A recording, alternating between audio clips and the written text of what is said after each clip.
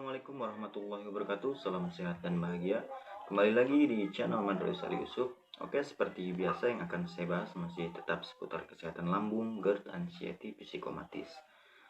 Oke, jadi di video kali ini yang akan saya bahas itu tentang takut mati ya, takut mati, ngerasa hidup udah nggak lama lagi gitu ya.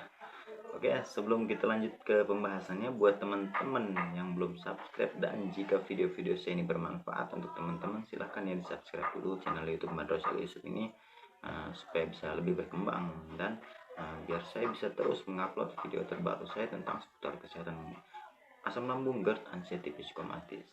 Subscribe itu gratis teman-teman ya, nggak berbayar sama sekali ya, gratis teman-teman. Cukup pencet tombol merah yang ada di bawah itu ya, yang bertuliskan subscribe. Oke, dan jika sudah di subscribe, saya ucapkan terima kasih banyak ya. Semoga kebaikannya dibalas sama Allah Ta'ala dan selalu diberikan kesehatan ya, umur panjang dan selalu dilimpahkan rezeki ya, semoga Allah Ta'ala, amin ya Rabbal alamin. Oke, jadi gini teman-teman, kalau untuk masalah takut mati ya, ngerasa hidup nggak lama lagi, saya juga dulu pernah ngerasain ya waktu saya masih sakit asam lambung ini. Bahkan ngerasa kayaknya gimana gitu ya, berat banget emang ya.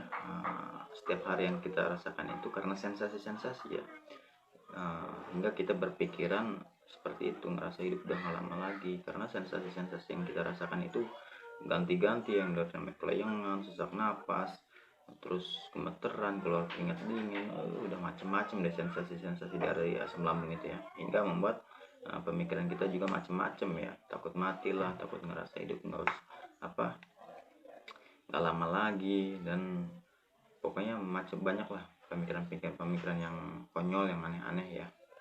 Jadi gini teman-teman ya, kalau untuk masalah pemikiran, sebenarnya saya sudah sering menjelaskan ya bahwa penyakit asam lambung kita ini nggak sembuh-sembuh, susah sembuh-sembuhnya itu akibat dari pola pikir kita. 70% penyebab asam lambung kita nggak sembuh-sembuh itu ya dari pola pikir kita, dari anxiety itu yang membuat nggak sembuh-sembuhnya asam lambung kita. Jadi kalau misalkan kita mau sembuh dari asam lambung, otomatis kita harus menyembuhkan juga anxiety-nya ini, karena kalau misalkan kita cuma mengobati lambungnya saja, nggak mengobati anxiety-nya, itu sangat mustahil ya. Itu bukan mustahil, gimana ya, jadi sangat sulit ya, mungkin sangat sulit ya untuk sembuh ya, sangat sulit, karena 70%-nya itu yaitu anxiety gitu ya. Penyebabnya yang membuat lambung kita nggak sembuh-sembuh itu anxiety. Jadi cara menyembuhkannya gimana gitu ya, anxiety ini. Jadi cara menyembuhkannya itu ya kita harus melawan teman-teman, kita harus melawan rasa takut kita, rasa cemas kita, pokoknya pemikiran-pemikiran takut mati, pemikiran ngerasa hidup mudah nggak lama lagi. Jadi tanamkan juga sugesti ya ke pemikiran kita bahwa yang namanya mati ya, yang namanya mati pokoknya udah ada yang ngatur lah, mati, jodoh, rezeki itu emang udah ada yang ngatur. Jadi untuk apa ditakutin gitu ya, untuk apa? Walaupun kita takut, ngerasa takut terus-terusan mati ya, kalau misalkan udah waktunya mau mati ya mati, mau gimana lagi gitu ya, nggak bisa diundur, nggak bisa dimajuin gitu ya, yang namanya mati itu ya. Jadi udah tercatat juga ya di Lauhul Mahfuz ya, jadi nggak bisa kita rencanakan atau nggak bisa kita tahan juga yang namanya kematian itu. Jadi yang penting kita itu harus tetap berpikiran positif ya. Untuk melawan anxiety ini kita ubah pola pikir kita yang awalnya negatif, yang pokoknya pemikiran-pemikiran kita yang negatif kita ubah untuk menjadi positif sebisa mungkin ya. Walaupun saya tahu itu sangat sulit gitu ya, nggak mudah untuk mengubah sesuatu yang negatif menjadi positif, itu nggak mudah. Cuma cara itu gitu yang bisa menyembuhkan anxiety kita.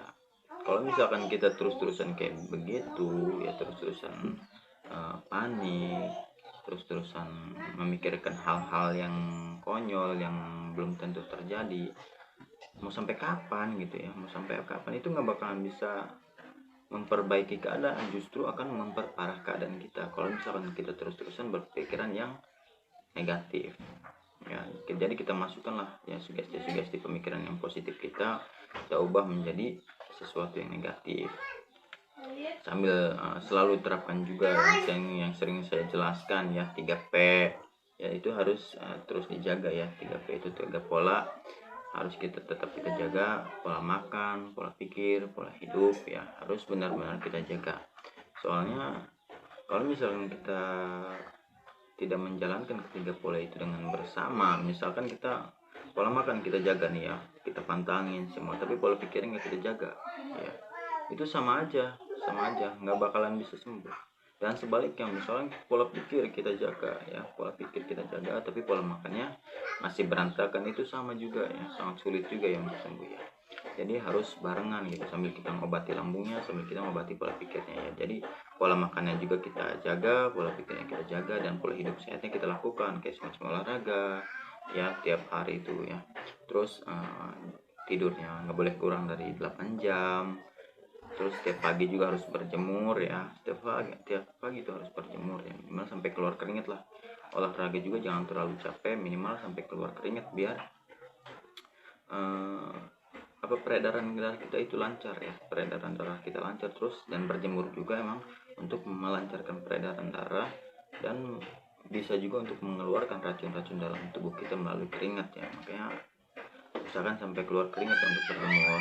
Terus ya kalau untuk masalah takut mati ya, ngerasa hidup nggak lama lagi ya, sebaiknya kita dekatkan diri juga ya, diri kita kepada yang maha kuasa, kita kembalikan lagi, kita pasrahkan aja semuanya ya, kita pasrahkan. Karena kematian yang tadi saya sebutkan, kematian, jodoh, dan rezeki itu Allah yang ngatur ya, kita hanya bisa berusaha gitu ya.